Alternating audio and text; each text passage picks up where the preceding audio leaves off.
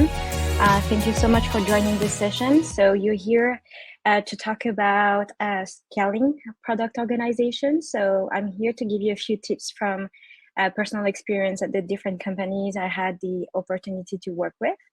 And as I said, feel free to use the chat if you have any questions or comments. First, before we get started, I wanted to give you a brief intro. I'm currently Chief Product Officer at a company called Mirakl. Mirakl is a leading company in marketplace solutions. It's a SaaS company. And I spent the past 15 years in product management. Throughout my career, I had the opportunity to work for a very diverse set of companies. But most importantly, I was very lucky to work for fast-paced, fast-growing companies where the product organizations has to be thought in a way that it can really scale and can really go with the growth of the company.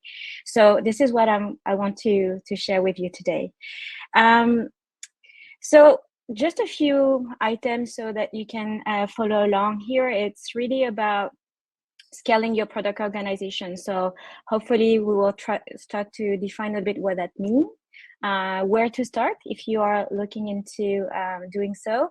I want to give you also some tips around how you can embark your team into this adventure, and then maybe a few more thoughts at the end. So first, when we talk about scaling a product organization, really what does it mean? If you think about scaling an organization, how would you define that to your team, to your organization?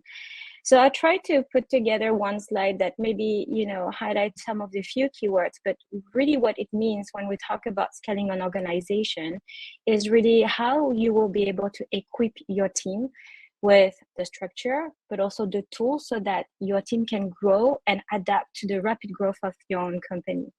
And this is very important because you want your team to be ready to be going through, obviously, some of the challenging times, but also the exciting times that goes with growth. And so what are the objectives for us when you think about changing your organizations or restructuring your product organizations is really about three main objectives. One, what is very important as a product organization is to remain agile. When it's a team of 1, 2, 3 product managers, it's easy to remain agile. You can talk to the person next to you or over Zoom very quickly. But when your organization grows and becomes 10 people, 40 people, maybe 100 people, how do you keep yourself agile? How do you keep yourself innovative? And that's very important to set yourself as an objective that no matter the size of your organization, you want to keep agility at the heart of everything you do.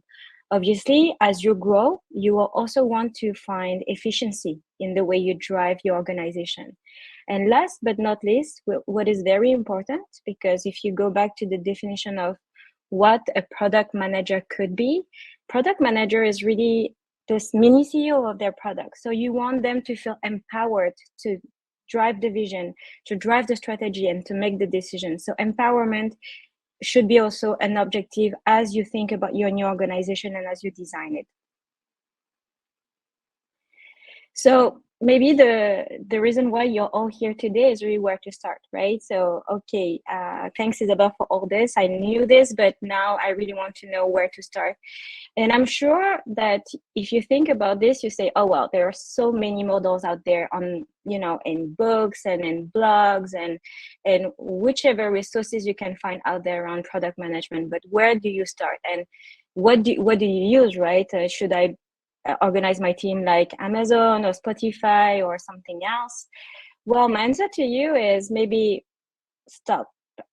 If you're here, it's because somehow you're working in a product team. And if you are working in a product team, you know that we never jump to a conclusion. We never jump to the solution right away. What you want to do is really treat your organization as a product. So what does it mean to treat your organization as a product? If you were to launch a new product from the start, hopefully you will not start right away to jump at the conclusion. You will start to go through a certain process that we all know of, and that really relies most of the time on agile framework. So what you want to make sure is thinking about how you design your organization. You need to have a number of prerequisites for this to work. You want to make sure that you have a clear strategy in place. You want to make sure you have clear governance. What does it mean, governance here? It's an ugly word just to say that you want to make sure your teams know their role and responsibility into the team. So does a PM know exactly what their role and the scope of their role is? What's their responsibility? And the same way, it will really help you to think about your future organization as you have a clear strategy, a clear governance, but also clear processes. How do you decide to work as a team? It's very important to define that upfront. And all of that will really help you to design your structure. And so going back to treating your organization as a product, what does it mean? It's really going through those different steps that you know very well when you design a new product. You start by doing research and discovery. So that's where I want you guys to start to listen. So what is the problem we are trying to solve? Why do we need to reorganize the team? Why is it required? So here, similarly to any product development, you have many ways to do that. You could do one-on-one interviews of members of the team to better understand what the problem that the current organization is facing. You could have quantitative surveys. You can have workshop organized. So this is the part where you try to define what is the problem you're trying to solve. Reorganizing for reorganizing doesn't make sense, right? So if you set yourself as an objective that there is a need, let's make sure to understand what is it that you're trying to solve for. And it could be a number of things. Here you have on the screen a few examples of those challenges, what they could be, right? Is it a problem of ownership or autonomy? Is it a problem of how you prioritize things? Is it a problem related to the size? Is it a problem related to the scope of your team? Or even what we call duration. So how long the team have been working together. So there are a number of aspects that you can question yourself, either through those one-on-one interviews, those workshops, or even surveys to really try to identify what is the true problem or challenges you're trying to address. And once you have your long list of challenges, maybe this is the time where you start to prioritize them. And similarly to a product, when you want to prioritize, you need to define what is the KPI, the criteria for success that will help you to prioritize. And here it will really help you to make sure that you only focus your attention to the biggest challenges that your organization is facing. And if this is the case, then you can start working on ideation and finding the right solution. So if you have challenges around autonomy and ownership from the product team, how can you lower the center of gravity of decision making to the team so that they can feel more autonomous? If there are too many dependencies between teams, how can you drive more autonomy into your organization? So this is going to be very important for you to achieve to the right solution if you have done your research, and if you decide that you only focus on those challenges that are the most important one for you and your organization. Obviously, as any product development process, you will go through an implementation phase, a launch phase, and then eventually iterate.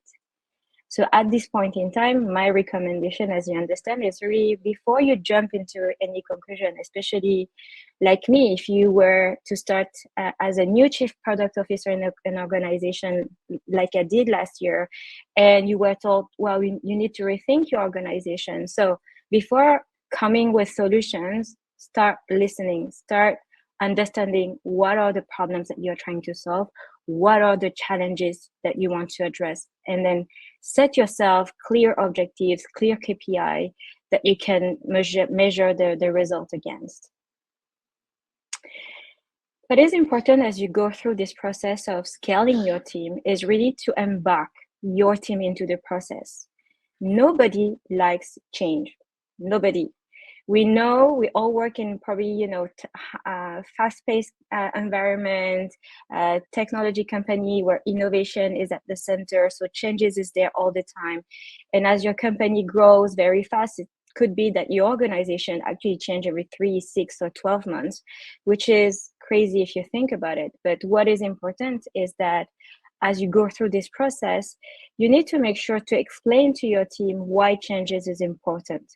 What is it that we are trying to achieve all together as a team, and how can they help you succeed into this change?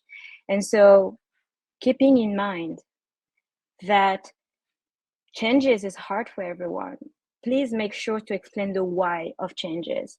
People are always more inclined to adopt change if they understand why they do it and what will be the benefit for them. I'm going to walk you through the example that which we've been through just this year at my company. So like I explained, I joined the company last year and we had to rethink our organization. And what happens then is the organization was no more adapted to, one, the type of customers and product that we were serving, and two, that it wasn't capable of scaling and absorbing the number of new hires that we had. We grow very fast. We are lucky to double the team size every 6 months to a year. So meaning that the organization needed to be able to absorb this very fast growth of people, and also the fact that our product was changing and that the type of customers that we serve over the time was changing.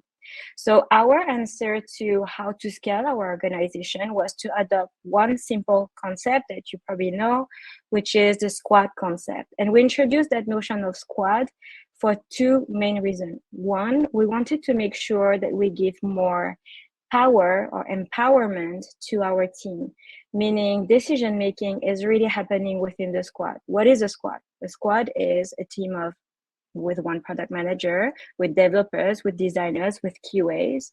And those squad, as we hire new people, we will just assign those new hires to each of those squad. And each squad then, when they become too big, can be sended and separated into creating new squad. And you can see on the screen that it's not just a squad, it's a core squad. It's really the teams that are working on the core product that we are developing at Mirakl. And it's very important for us to build this concept of squad within the organizations, because it really is about making sure that the team learns and become expert about the core product that they are working on, but also that they become so tightly knit and so close and with such a strong collaboration that they actually gain in velocity and in efficiency.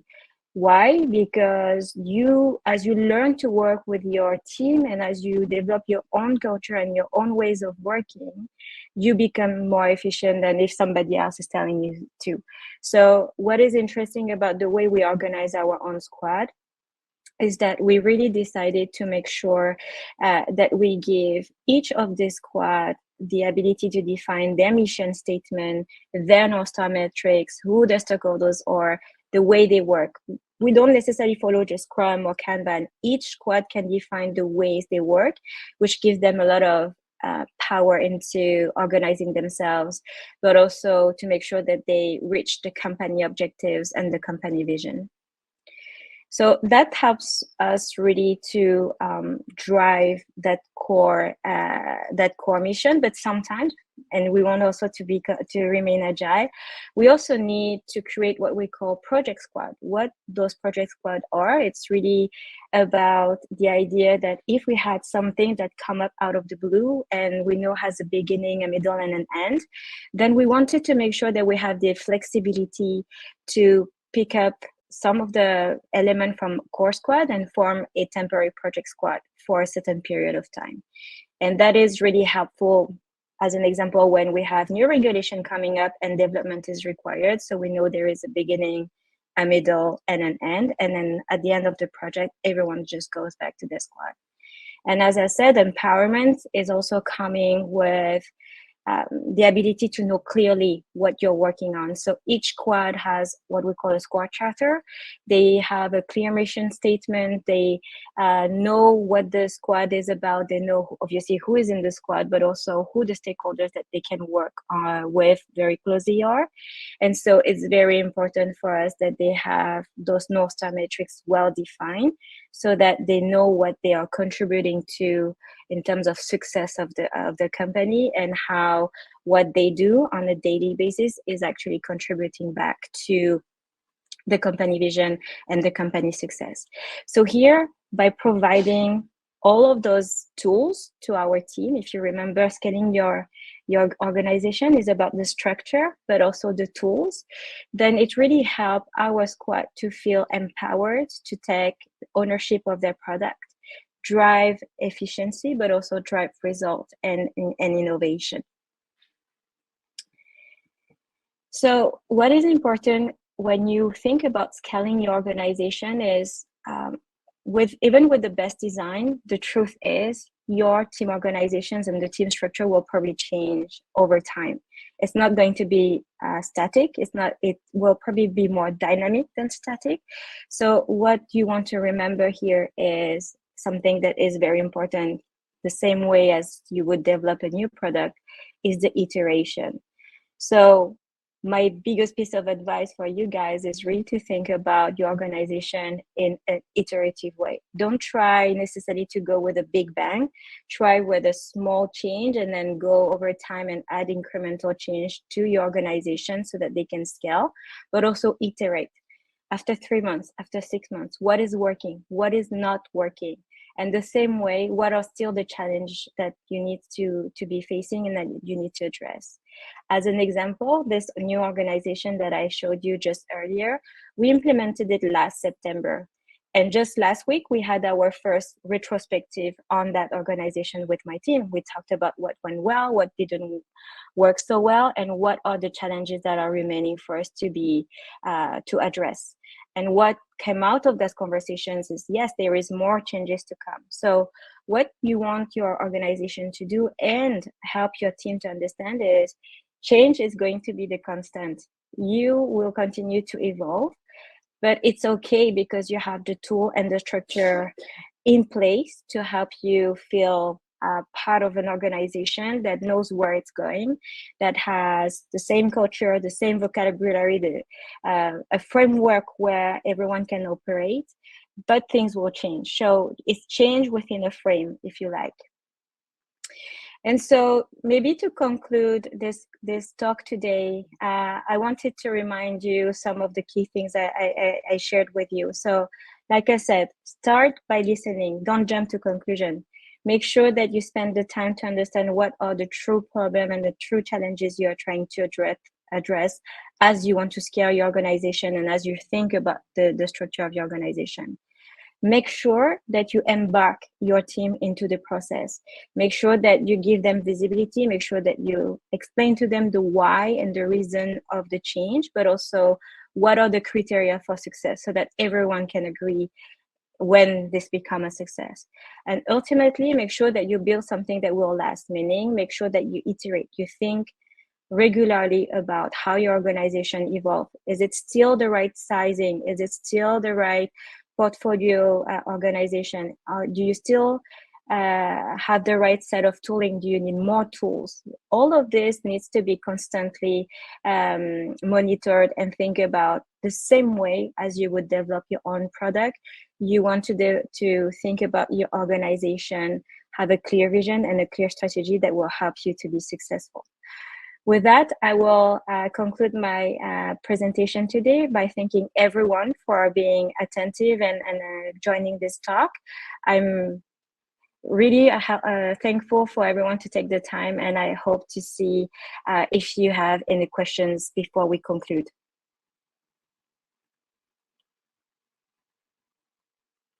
Well, I guess this is my time, everyone. Thank you so much and have a great conference for everyone. Bye.